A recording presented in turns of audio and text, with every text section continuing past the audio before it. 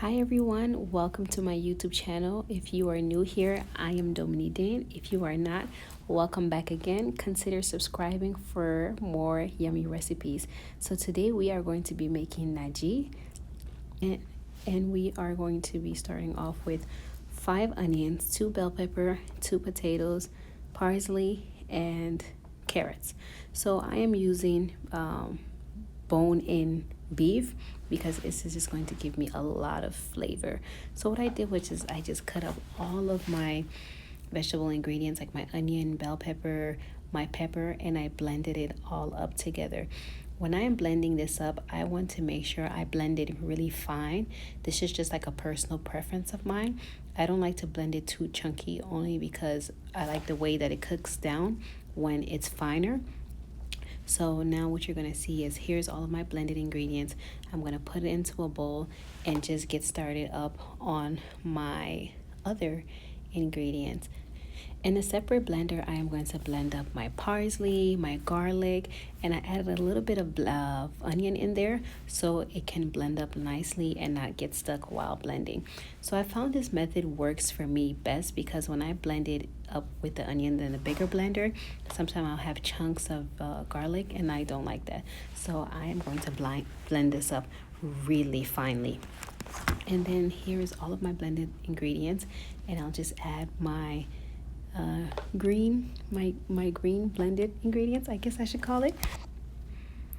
So now I'm just going to peel my vegetables. I use carrots and potato for this, but you can use, if you like any other vegetables, you can add that in there. So I'm just like peeling it all together. I'm going to sit it in water, and then now it's time to actually cook the nagee. So I'm going to add oil. I believe this may have been either 5 cups of oil, like an estimate. You want to make sure you get the oil really hot.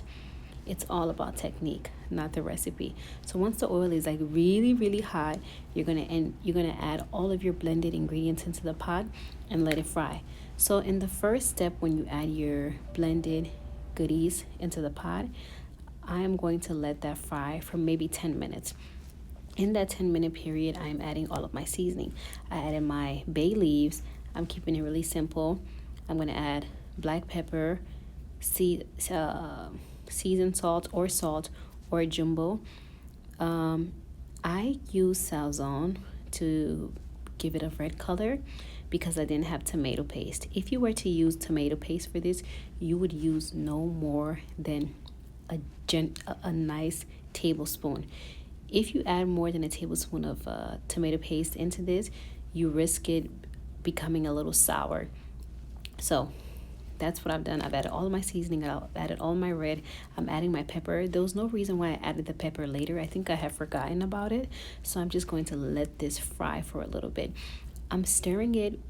The way that I'm stirring it, I don't want it to burn at the bottom. So after it's been cooking for 5 minutes, I'm going to add my beef in there.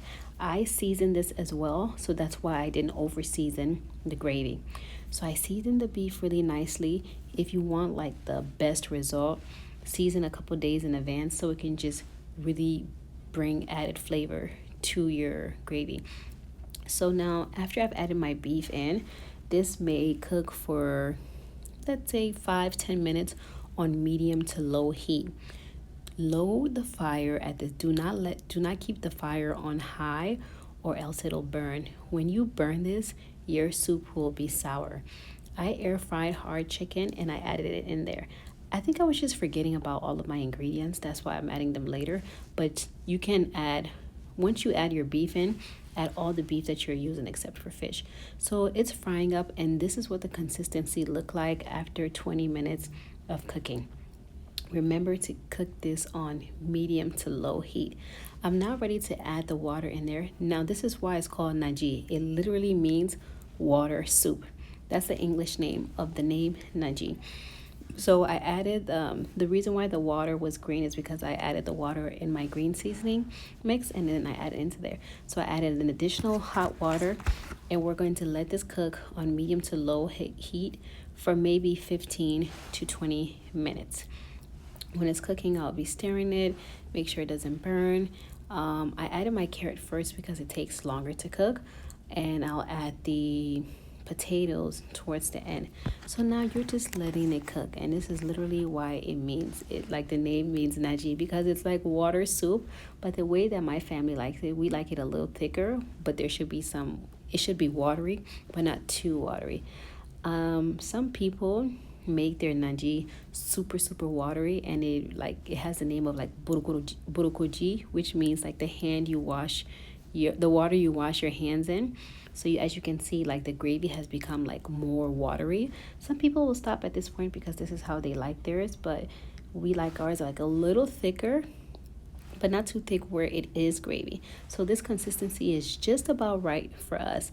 As you can see, the water is not too much, but there's a little bit in there. This is the consistency that we like. And this was like one of the best Nagee I have ever made. It was really good. Cooking is just, some days you cook, it's really great, sometimes it's not. And here is the final product. It was really good, it was really flavorful, and I hope you enjoy this recipe and you try it out. And until next time.